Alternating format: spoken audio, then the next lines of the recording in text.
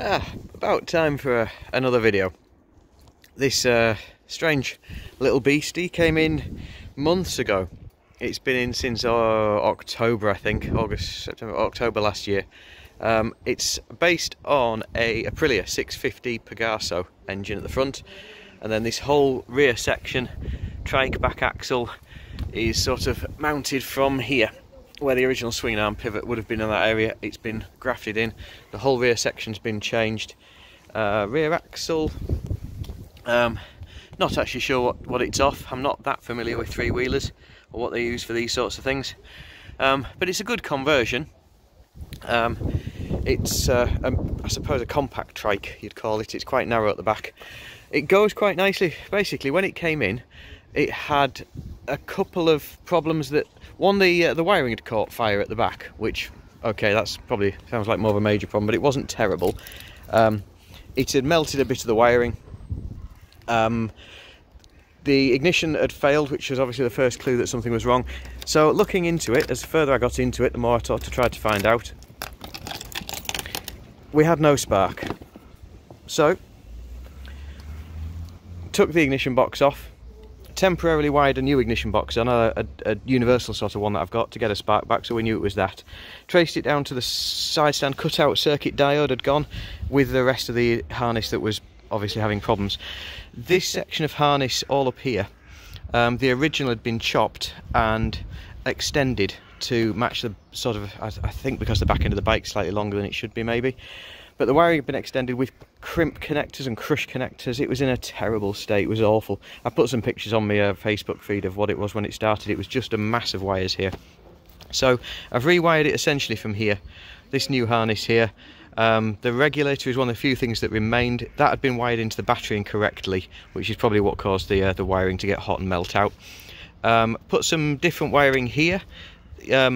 These waterproof connectors, I've put one here and one down there. The idea of that is that when you want to take the back end of the bike off, you can now disconnect it and drop the back end out, whereas before you wouldn't have been able to.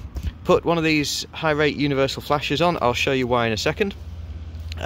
Sorted out the fuse box, made sure everything's as it should be, tidied everything up, put it into the right places and got it all back to how it should be, which was a challenge in itself, in honesty, but we got there with it. So why is it bright yellow? Well, the chap that uses it wants to wants to use it for fundraising for the Yorkshire Air Ambulance, hence these little things hanging from here. So he's hoping to get it liveried up, and he's going to take it to bike shows and rallies, ride it around with fundraising pots, shake a bit of money out of people, and see if he can get some well-deserved funds for the air ambulance. You've just seen on the screen there a little hand-painted graphic. The bike's in memory to his wife, who he sadly lost in 2020. So that's another reason for wanting to get it done and get it right. The other thing is, as he's going around fundraising, he wanted to be able to have some hazard warning lights. If he's riding it around where people are, you don't want people walking into you. So, couldn't really do that off the wiring switch here. We've got left and right indicators, as you would normally expect. See the little flashing light there. Which side are we on? There we go, left. But he also wanted these auxiliary indicators wiring in. So we've got those at the front and at the back.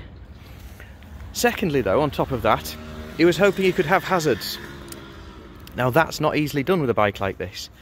So what we've done is, because the wiring and the flash unit aren't bespoke for hazards, so I've wired them onto these push switches.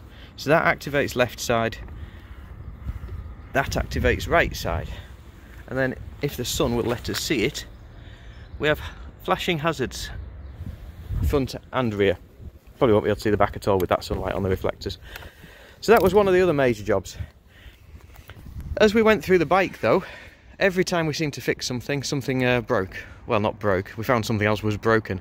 We had no oil pressure when we finally got it to start up. We found that the oil lines from the frame to the engine were reversed. It's a dry sump engine, so if you cross the oil lines over, it can't suck the oil down from the tank and return it as it should. It was basically emptying its engine of oil and then running out of oil.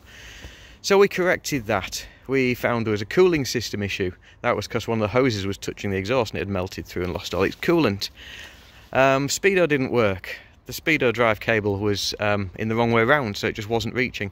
The carburettors, we had an awful job with those. When I took them apart, lots and lots of issues inside the carburettors. Everything from a helicoil into the bottom on the emulsion tubes to try and hold a main jet in.